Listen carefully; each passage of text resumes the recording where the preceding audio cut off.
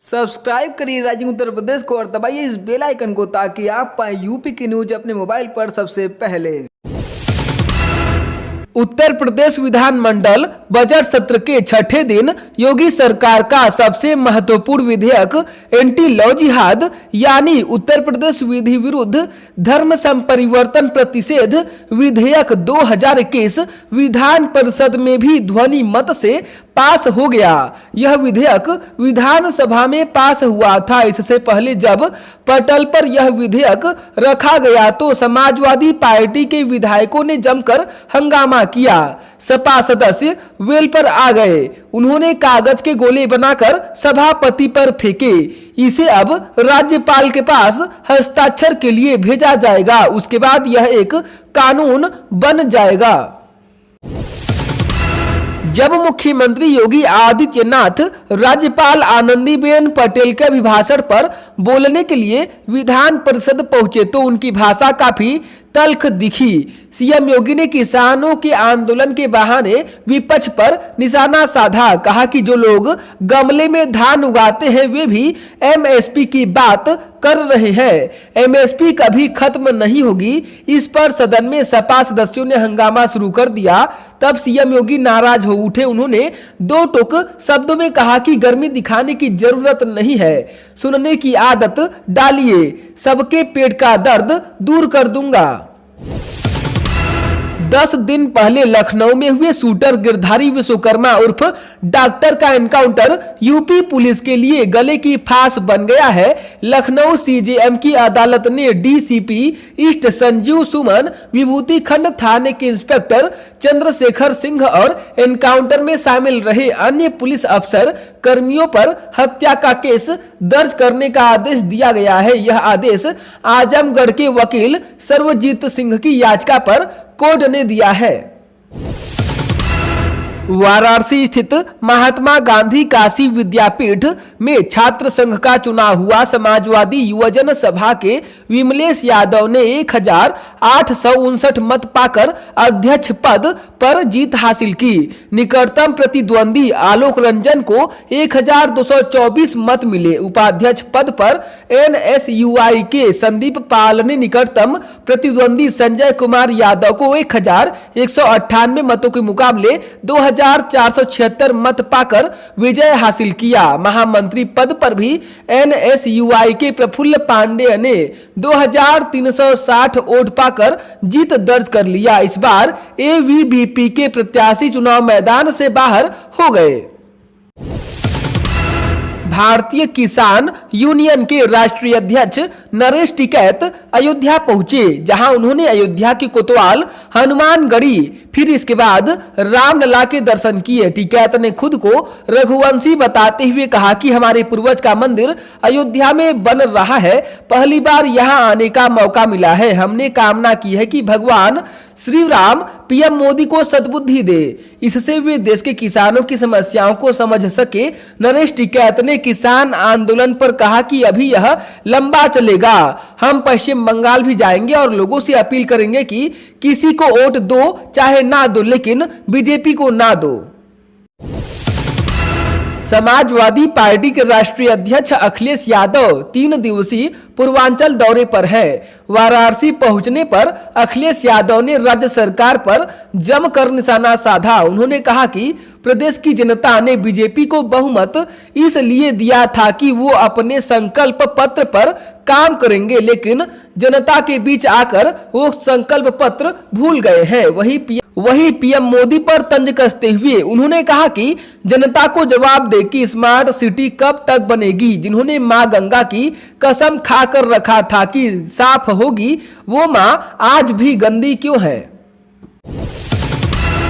Allahabad high court ने तांडव web series को ओटीटी प्लेटफॉर्म पर दिखाने वाली अमेजन प्राइम इंडिया की हेड अर्पणा पुरोहित को अग्रिम जमानत देने से इनकार कर दिया। कोर्ट ने कहा कि व्यक्ति की अभिव्यक्ति की आजादी बहुसंख्यक लोगों की धार्मिक स्वतंत्रता के मूल अधिकारों का हनन नहीं कर सकती। महाराष्ट्र और केरल में कोरोना वायरस के दोबारा पैर पसारने के बाद प्रदेश चौकन्ना हो गया है। दोनों राज्यों से आ रहे लोगों से यूपी में दोबारा कोरोना संक्रमण न फैले, इसके लिए कड़े उपाय किए जा रहे हैं। महाराष्ट्र और केरल से यूपी में आने पर अब अनिवार्य रूप से क्वारंटाइन किया जाएगा। प्रदेश के सभी हवाई अड्डों पर कोरोना जांच के लिए हेल्प डेस्क बनेगी। यहां इन दोनों राज्यों से आ रहे लोगों का कोरोना टेस्ट किया जाएगा। रिपोर्ट पॉजिटिव आने पर व्यक्ति को 14 दिन और निगेटिव आने पर 7 दिन क्वारंटाइन में रहना होगा। राम मंदिर निर्माण समिति के अध्यक्ष एवं पीएमओ समेत अनेक महत्वपूर्ण पदों पर रहे सेवानिवृत्त आईएएस अधिकारी नृपेंद्र मिश्र ने सर्किट हाउस में मैराथन बैठक के साथ निर्माण की प्रगति की समीक्षा की।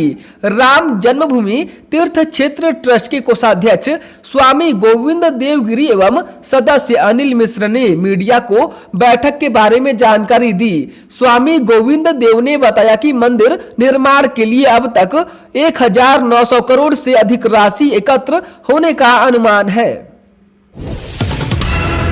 कमिश्नर सभागार में संभागीय परिवहन प्राधिकरण की मीटिंग हुई। इस मीटिंग की अध्यक्षता वाराणसी डिवीजन के कमिश्नर दीपक अग्रवाल ने की। मीटिंग के दौरान आईटीओ और गेल के मुख्य प्रबंधक मार्केटिंग सुरेश तिवारी उपस्थित रहे। मीटिंग के दौरान सुरेश तिवारी के द्वारा यह बताया गया कि इस समय वाराणसी में 10 सीएनजी स्टेशन चल रहे हैं, जिनकी क्षमता 1 लाख किलो सीएनजी प्रतिदिन से अधिक की है, जबकि इसकी तुलना में खपत मात्र 30,000 किलो प्रतिदिन हो रही है। इसी संदर्भ में इस मीटिंग में यह निश्चित किया गया कि 31 मार्च के बाद वाराणसी में मात्र सीएनजी ऑटो ही चलने मान्य किए जाएंगे।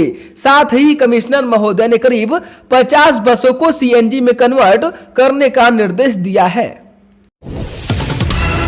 पंचायत चुनाव में किस गांव में क्या आरक्षण होगा, यह जानने के लिए लोग काफी उत्सुक है। पंचायती राज विभाग द्वारा शासन की ओर से जारी दिशा निर्देशों के अनुसार आरक्षण का आवंटन किया जा रहा है। 2 मार्च को आवंटन सूची प्रकाशित की जाएगी। इस सूची को लेकर आपत्तियां 3 दिनों के भीतर दी जा सकेंगी। अंतिम सूची 13 मार्च को प्रकाशित होगी। प्रयागराज में रोजगार मांगने बेरोजगार युवा सड़कों पर उतरे तो उनके 3 नेताओं को पुलिस ने जेल भेज दिया। यूपी में कई जगहों पर बेरोजगार नौजवान रोजगार की मांग को लेकर प्रदर्शन कर रहे हैं। कल प्रयागराज में बेरोजगारों की भीड़ सड़कों पर उतरी। जब उन्होंने बेमियाद धरने का ऐलान किया तो उन्हें जेल भेज दिया गया। योगी सरकार ने महिलाओं व बालिकाओं की सुरक्षा, सम्मान, स्वावलंबन और सशक्तिकरण के लिए 8 मार्च तक विशेष अभियान चलाने का निर्देश दिया है। इस अभियान के दौरान हाई स्कूल व इंटर की मेधावी छात्राओं के नाम पर गांव में तालाब करते हुए उसका सौंदर्यीकरण कराया जाएगा।